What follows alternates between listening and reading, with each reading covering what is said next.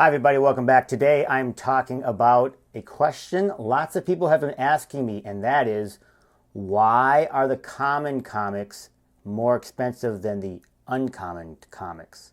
Let's talk about it.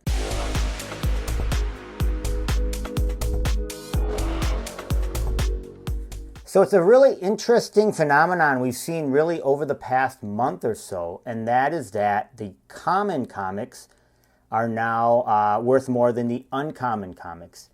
And it would be one thing if we saw it, happen with just, maybe one of them. But we've seen it a lot, like Daredevil, Fantastic Four, even Fantastic Four 5 at one point, I think, was the common was worth more than the uncommon.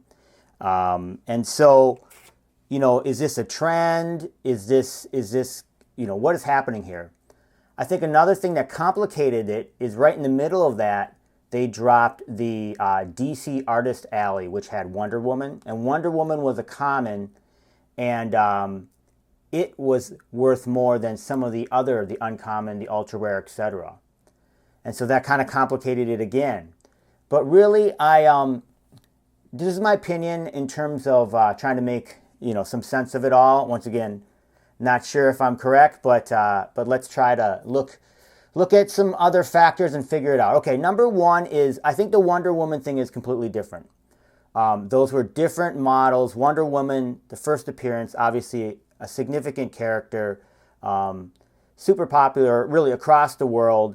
I saw a graphic that she was second only to Spider-Man, and it's possible. I mean, huge character, and of course the movies have been spectacular as well. Maybe not the second one, but the first one was good. And so I think that's just an anomaly. The other characters like Hawkgirl just aren't as, she was the ultra rare. They're just not as popular. And so let's just put that one over here. Okay, but let's talk about the comics because it's interesting. Because we've seen a run up. This is my opinion. I've looked at it back and forth over the last month, and I just think that we saw this massive acceleration about a month ago in almost all the common comics. Certainly the big ones, Fantastic Four, Daredevil, Ultimate Fallout 4. Maybe that one didn't have as much juice, but like Amazing Spider-Man #1. And of course Marvel Comics #1, just, huge. I mean, it was like around $80 and it jumped, and I think now it's, I mean, at one point I think it was over 200. The commons were over 200. And the uncommons just weren't able to keep up. I think that there's two reasons why. The first reason why is I think there was kind of a frenzy for it, and so people weren't necessarily literally just clicking over to the uncommon to look at the prices there. And then I think because people may not be as experienced with comics, they were like, well, maybe the original cover, I've heard this a lot, the original cover, comic book buyers are just going to want that. And I think there's some truth to that, don't get me wrong. But the frenzy happened so fast. I think it was literally in like 24 to 48 hours, all of these prices, in some cases, doubled or more. And the uncommon was kind of just left there. Now, you've seen it's caught up a little bit. And this is my take on it, is at a certain point, I believe that most people are just going to want one of these comics. Amazing Spider-Man #1, such an incredible comic. I'm just going to want Marvel Comics, as we know. And so they're going to enter at the floor price. We've seen that.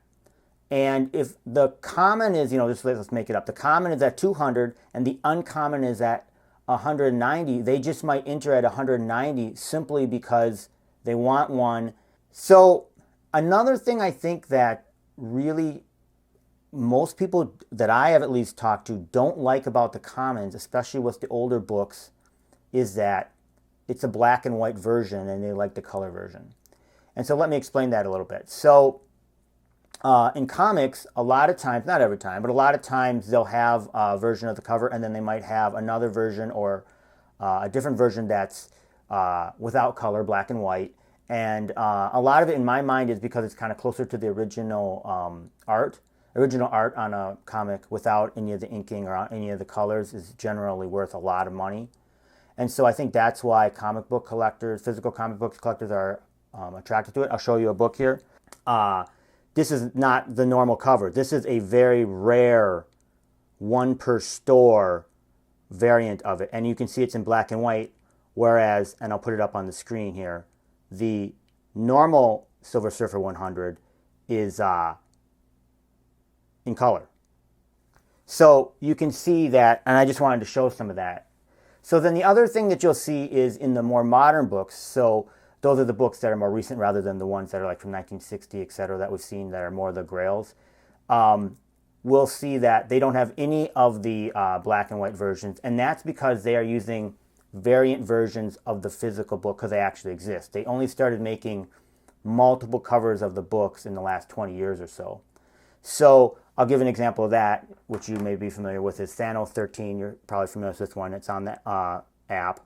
This is what they call cover A. So this is the normal cover, and they did a cover B, which you've seen in the app, which I actually think is the secret rare.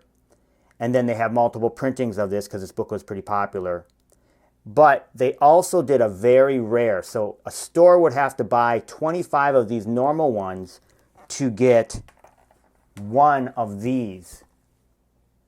So once again, the exact same comic, just a different cover by the artist Albuquerque. So these are relatively rare because if you go back in time, Thanos wasn't selling that well, and so not many comic shops were going to order 25, of these normal ones to get this one. So very few people did that. So that's why very few of these exist. And so I'm surprised they didn't choose this one as the secret rare, but they probably had their reasons why.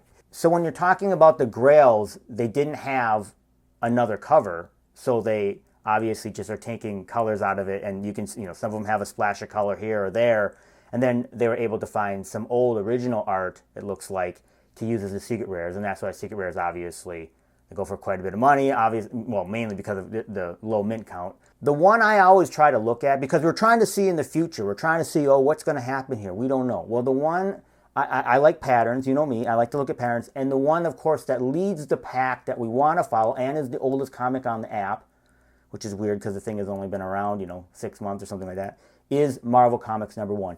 And if you go and look at Marvel Comics #1, you will see that the uncommon is for $275. I just looked it up.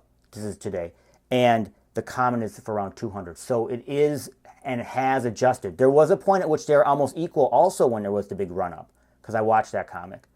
And so it's my prediction that given more time, because of the scarcity is most of the time 4-to-1. In other words, there's 4 commons for 1 uncommon, sometimes more in the case of like Amazing Spider-Man.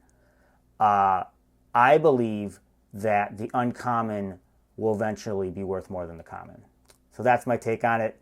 Thanks for watching. I'll talk to y'all soon.